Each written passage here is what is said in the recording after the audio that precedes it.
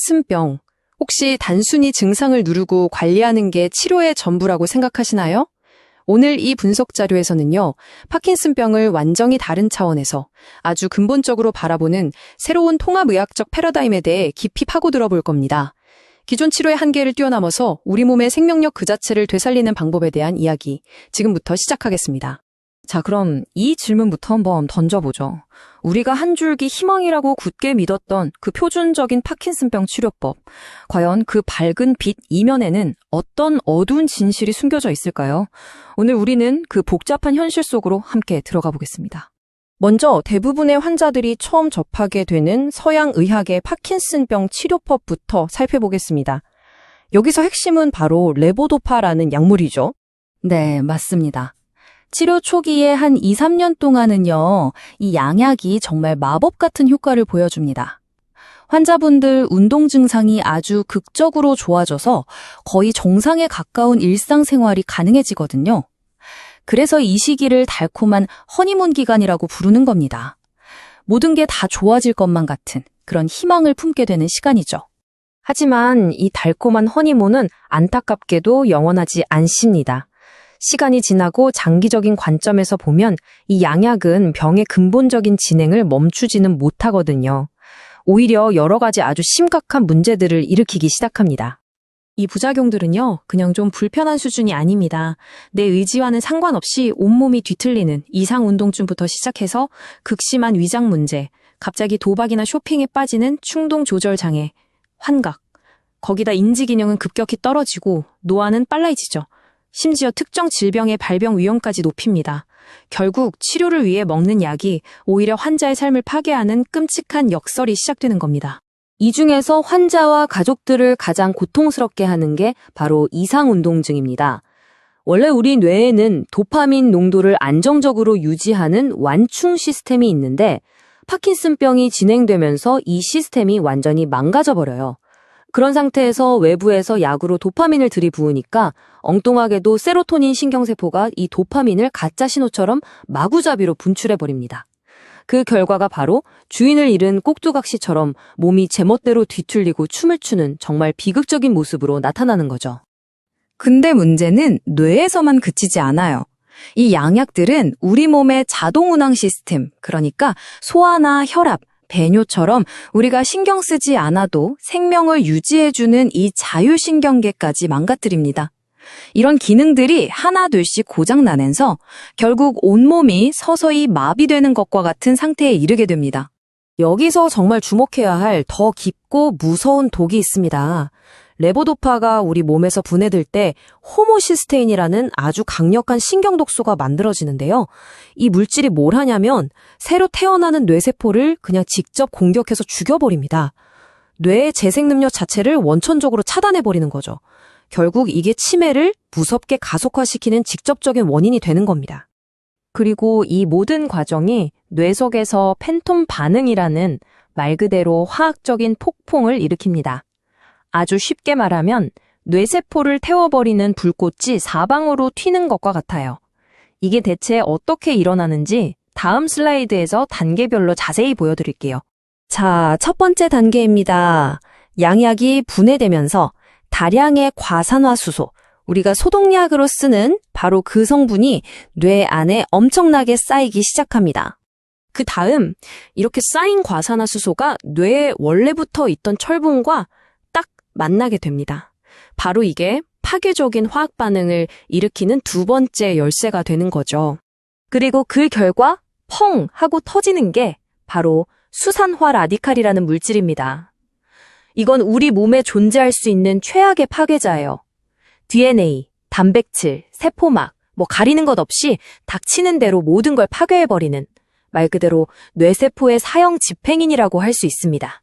이렇게 암울한 이야기만 계속 들으니까 정말 희망이 없는 것처럼 느껴지시죠? 약을 먹으면 먹을수록 오히려 몸이 망가지는 이 절망적인 악순환의 고리. 정말 여기서 벗어날 방법은 없는 걸까요? 다행히도 있습니다. 완전히 새로운 관점의 길이 열리고 있습니다. 그 해답을 찾기 위해 우리는 전통의학, 바로 한약으로 눈을 돌려봅니다.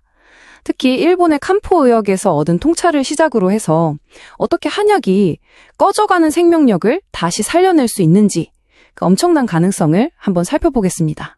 여기서 아주 중요한 차이점이 있어요. 일본에서 주로 쓰는 X제는 공장에서 똑같이 만들어내는 표준화된 제품입니다. 이건 양약의 부작용을 막아주는 좋은 방패 역할을 하죠. 하지만 한국의 탕약은 완전히 개념이 다릅니다. 환자 한 사람 한 사람의 몸 상태에 맞춰서 처방되는 이 맞춤 탕약은요, 단순히 방어만 하는 게 아니라 몸의 생태계 전체를 다시 설계하고 재건하는 아주 강력하고 적극적인 무기가 될 수 있습니다. 아니, 그럼 한약이 도대체 어떻게 그런 일을 해낼까요? 그 원리는요, 한 알의 타겟만 공격하는 양약과는 완전히 다릅니다. 한약은 여러 목표를 동시에 아주 지능적으로 다루죠. 예를 들면 뇌의 면역세포를 공격적인 파괴 모드에서 보호 모드로 스위치를 바꿔주고요. 염증을 일으키는 핵심 스위치를 원천적으로 꺼버립니다. 또 새로운 뇌세포가 태어나도록 돕고 뇌의 건강과 직결된 장과 뇌의 연결고리까지 회복시키죠. 이렇게 다각적이고 근본적인 접근을 하는 겁니다. 그래서 정말 놀라운 점이 바로 이겁니다.